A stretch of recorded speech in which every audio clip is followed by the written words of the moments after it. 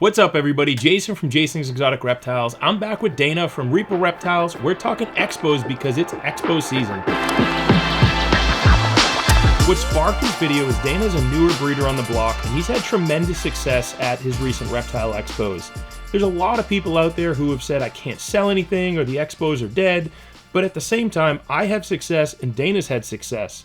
And a big differentiator is people tell me they need these big elaborate displays and lights and banners, but Dana kept it simple. Deli cups, simple displays, simple tablecloth, no gimmicks. And I'm curious, Dana, from your perspective, what helps you set yourself apart from the other breeders, because you don't have the gimmicks. You just very simple and basic, something that a lot of people can attain easily. So one thing that I have going for me is I have a background in hospitality and retail. I've worked as a server, I've worked as a busboy, I've worked as a clerk at a retail store. And one of the things you learn in those hospitality industries is you need to be on top of the customers. You cannot be leaving people sitting and walking by. I see way too many people sitting in their chair on their phone while they're trying to let their display and their reptiles do the talking. And that's all well and good, but people aren't going to stop by if you seem unapproachable. And one of the things I like to do is just draw people in. And I don't care if you're there to buy or if you're just there to look at my snakes and talk about snakes and tell me about the snake that you had when you were a kid. I like this, they like this, and sometimes a sale comes out of that, sometimes it doesn't. But one thing I don't worry about is whether or not that's happening in that moment. And I thought, one thing that's kind of unique is that the Reptile Expo that Dana and I did, and Dana, I've known Dana for a while. He's a friend of mine, and he's come down, he's helped clean some things, and we've connected over the years. But if you check out the Mass Reptile Expo video that I did maybe about a year and a half ago, I'll link it up in the comments, or I'll link it up in the video over here. Dana was in it. We did kind of an interview. So you can actually see his display. You can see that it's nice, it's clean, but it's not something that is, he didn't spend tens of thousands of dollars building this display up to draw people in. But from the sales perspective, we actually did comparable on sales from both a dollar value and number of animals. These were not inexpensive animals people were buying. It was, I think he did pretty well. I mean, the animals were thousands of dollars a piece, and they were buying. And You were in a pretty bad spot. I mean, it wasn't a horrific spot, but it was right as you walk into the expo, which sounds great, but it's actually a really challenging spot with the Reptile Expo, because that's where people are kind of pushing you out of. As you have a line behind you, people are moving through the expo, and you get that one shot to grab their attention before they walk around the whole show multiple times and they forget you're even there. But what's something that you did that you maybe didn't see other people doing? Part of it was talking to people, but for sure. Do you think that's the primary contributor? I think a lot of it is, because I think if you seem approachable, people are going to talk to you. But I also make the effort to go beyond and talking to them about what they're interested in. The other thing that helped me a little bit was I did have a variation on what I had. I had some colubrids, I had some pythons. I don't believe I had boas, ironically, because I do deal with a lot of boas. Good, because he may have taken my sales. So. That would have been a problem. And also going back to that hospitality aspect, I want to make people feel like this is an experience for them. There are a lot of aspects you can grab from other industries. There's some channels I follow that are actually specific to the restaurant industry that talk a lot about creating an experience for people. This is a close-knit community. This is a hobby you can get into and really immerse yourself into.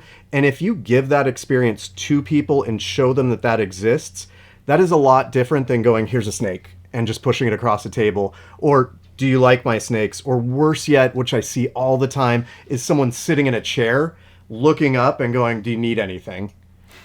That's horrible. Yeah, or how about looking up or sitting in the chair and just staring at their phone, not even acknowledging somebody that could just be standing, actually wanting to buy from them or ask them questions. Yeah. It's huge. I see that all the time as people are, and to your point, there's different personalities, introverts, extroverts. You're in hospitality, you're a little bit more extroverted.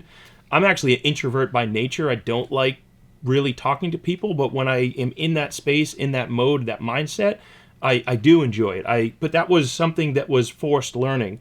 I didn't like that, and now I do enjoy it because I got more comfortable with it. So I think all of those contributed, because again, there were no gimmicks at your table. It was very simple and but also approachable. And that's something I've said for a long time, is they stress out about displays and logos and banners and having everything perfect, but they miss that big key, which is making the person feel comfortable, being approachable, and understanding what they're looking for, not just trying to sell them something all the time. And I think as a buyer, this is important, because that's what I personally look for when I'm trying to buy is, does this person get it? Are they just trying to sell me an animal? Or are they listening to what I want and making a recommendation based on that? And from that recommendation, are they just trying to sell me a recommendation on their table?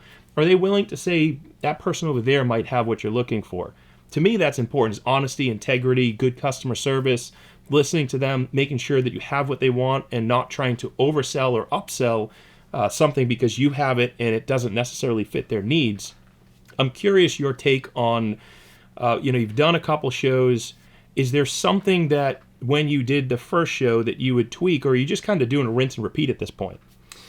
Absolutely. I mean, as I go, I look at the displays that some of the people have, and down the line, I want to upgrade the way my displays look. I want to create maybe a more immersive experience, but that's not core to what I'm doing. What I'm doing is selling my excitement about reptiles and the reptile industry to people. And I also think about, how did I feel as a buyer walking around these expositions? Because that's a very different way of seeing everything you're seeing than when you're behind the table. One thing you touched on that I liked is that you said you watch certain videos on YouTube or Instagram or whatever it may be, and it's focused on maybe sales, business, hospitality. When I go to an expo, I'm listening to that type of video. And that's what I kind of gravitate towards. Sales, different ways to increase your financial net worth, stuff like that are generally focused on how to improve as a seller, as a salesman, but also as a business person, entrepreneur. And I think a lot of people, it's not what they thoroughly enjoy. They'd rather watch, let's say, a football game. Football game's great too. But you need to add that element into what you're doing if you want to be successful, that element of marketing and sales and hospitality. I'd love that you said you came from the hospitality industry, because I do think that's a key in selling. So, I mean, any words of wisdom for somebody going as a new breeder to an expo that wants to never been to a show, they're trying to stand out, and any words of wisdom as a buyer going to an expo, something that they can do to maybe get the best deal? So I think from the seller perspective, especially new seller perspective, there's a couple things. One, have empathy for your customers. If you have empathy, you're going to understand where they're coming from and what they're looking for. And also, you're going to be more apt to talk to people that may not approach your table. I'm grabbing people who are walking by on the outside and starting a conversation with them. A lot of people are going to ignore you, but a lot of people are going to engage and come, and they're just excited to meet someone and talk to someone about something we're mutually interested in. The other thing from the seller perspective is, don't be offended when someone lowballs you. That's gonna happen, and that's just a negotiating thing. That's a starting place.